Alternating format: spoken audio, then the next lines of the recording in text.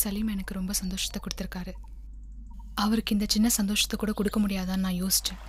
நான் கிளம்பும்போது எங்கன்னு கேட்டார். வளையல் கடைக்கு போகிறேன்னு போய் சொல்லிட்டேன். சந்தேகப்பட்டு கேட்டார்,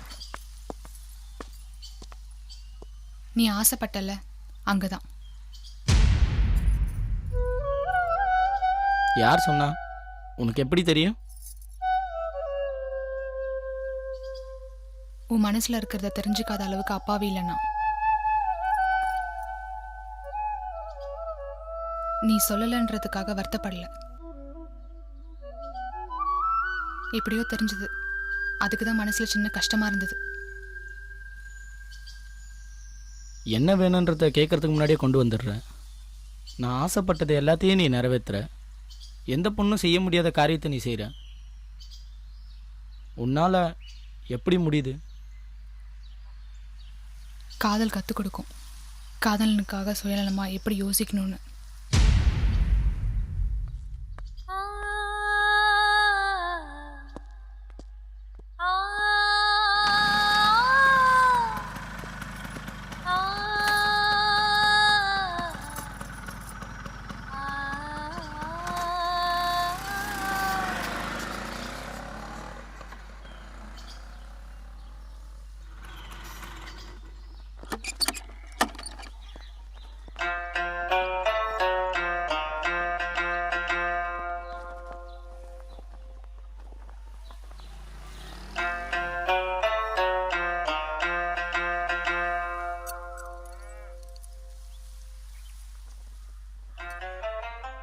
இதோட மதிப்பு 50,000.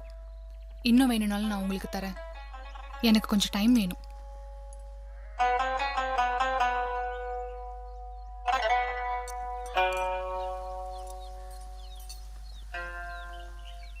அவன் உனக்கு என்ன வேணும்? இதை செய்யறதுக்கு எந்த உறவும் தேவையில்லை. காதல் காதல் இருந்தால் போதும். அதுவே கற்றுக் கொடுக்கும் தியாகம் எப்படி செய்யணும்னு. நான் அவருக்காக, அவர் எனக்காக. இது நீங்கள் எப்படி வேணா எடுத்துக்கோங்க.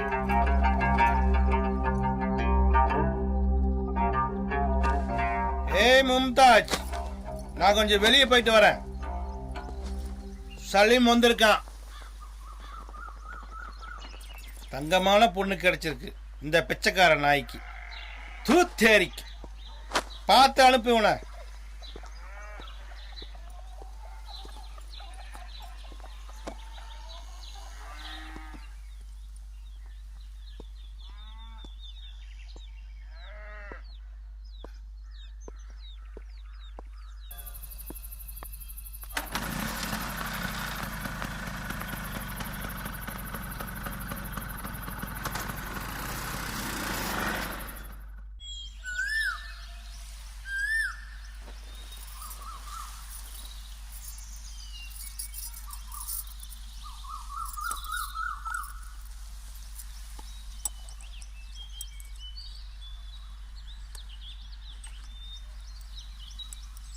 போலாமா?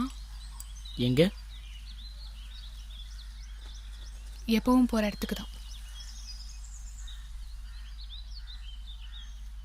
இத்தனை நாள் உன்னை விட்டு உன் முன்னாடியே நினச்சாலே வெக்கமாக இருக்கு. வெக்கம் எதுக்கு? நீ நினச்சது கிடைச்சிருச்சுல்ல. உனக்கு என் மேலே கோவம் வரலையா? நீ செய்கிற வேலை உனக்கு தப்பாக தோணாத போது உன் மேலே பிரியமாக இருக்கவங்களுக்கும் தப்பாக தோணாது. இதில் கோவம் எதுக்கு? போகமாட்டேன், இனி போகமாட்டேன்.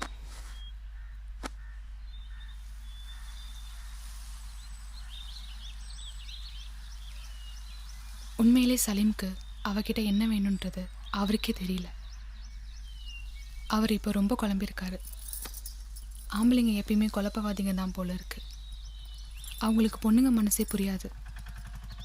அவங்கள காதலிக்கிற பொண்ணுங்க தான் அவங்கள புரிஞ்சுக்கணும், அவங்கள குழந்தையா பார்த்துக்கணும். ஆரம்பத்தில் குழந்தை மாதிரி வேணும்னு அடம் பிடிப்பாங்க. அதுக்கப்புறம் இதெல்லாம் நிரந்தரம் இல்லைன்னு என்ன மாதிரி புரிஞ்சுப்பாங்க.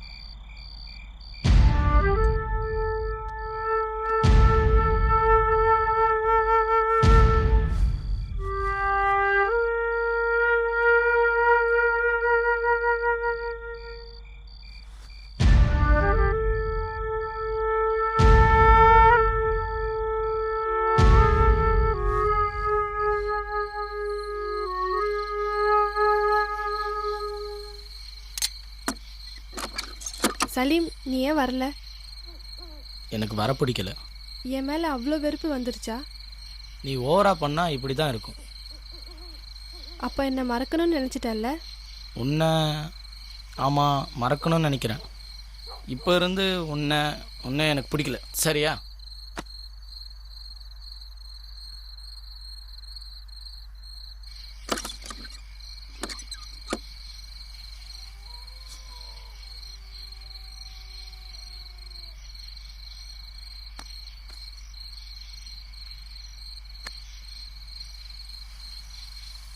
ஏன் வந்துட்ட என்ன அவகிட்ட விட்டுட்டு? உன் மேலே அவளுக்கு அவ்வளோ இஷ்டம் இல்லைனா சொந்த பந்தங்களை விட்டுட்டு இந்த அர்த்தத்தில் அவையே உன்னை தேடி வரணும். எனக்கு அவள் தேவையில்லை. அவளுக்காக நீ பட்ட கஷ்டம் உனக்கு ஞாபகம் வரலையா? அதுக்கு அவளுக்கும் அதே ஆசை இருக்காதா? பாவம், சும்மா இருந்தவளை மனசுக்கு எடுத்து ஆசையை காட்டி இப்படி ஒதுக்கி வைக்கிறது தப்பு இல்லையா? இங்கே பாரு, நீ கோவப்படாத. அவளுக்கு முன்னாடியே சொல்லியிருக்கேன், எப்போவுமே என் மனசு ஒரே இடத்துல இருக்காதுன்னு. காதலானாலும் காமமானாலும் கண்ணில் போடுற மை மாதிரி. மை இருக்கிற வரைக்கும் கண் அழகாக தான் தெரியும். கண்ணீர் விட்டு மை அழிஞ்ச கண்ணை பார்க்கும்பொழுது கன்றாவியாக இருக்கும். அவள் கேட்டா தானே இதெல்லாம் எதுக்கு? அவள் கூட இருக்கிறதுக்கு எனக்கு இஷ்டம் இல்லை. இன்னொரு தடவை அவள் இங்கே வந்தா அடித்து துரத்திடுவேன். அவளுக்கு வெக்கமான எதுவுமே இல்லை. பொண்ணுங்க மனசை புரிஞ்சிக்க தெரியாதவன். 5 நிமிஷம் சுகத்துக்காக ஆசைப்படுற இவனை நம்பி கட்டின புருஷனை விட்டுட்டு இவ்வளோ தூரம் வந்திருக்கீங்களே. இவன் உங்க கூட கடைசி வரைக்கும் இருப்பான்னு எப்படி நம்புறீங்க? இந்தாங்க வச்சுக்கோங்க உங்க நகைய. இதுக்காகலாம் அவன் கூட இருக்க முடியாது. உங்க மனசை நான் புரிஞ்சுக்கிட்டேன். என் காதலை விட நீங்க அவன் மேல வச்சிருக்க காதல் தான் பெருசுன்னு இவனுக்கு எப்போ புரிய போதோ அது கடவுளுக்கு தான் தெரியும்.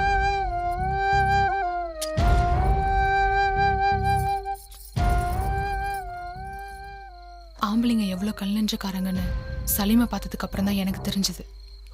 இப்போ சலீமுக்கு என் மேலே இருக்கிற பாசம் நிரந்தரமாக இருக்குமான்னு சந்தேகமாக இருக்குது.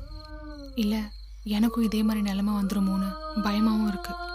மும்தாஜ் சொன்ன மாதிரி என் மேலே காதல் இல்லைனாலும் பரவாயில்ல, ஒரு பரிதாபமாக இருக்காதா?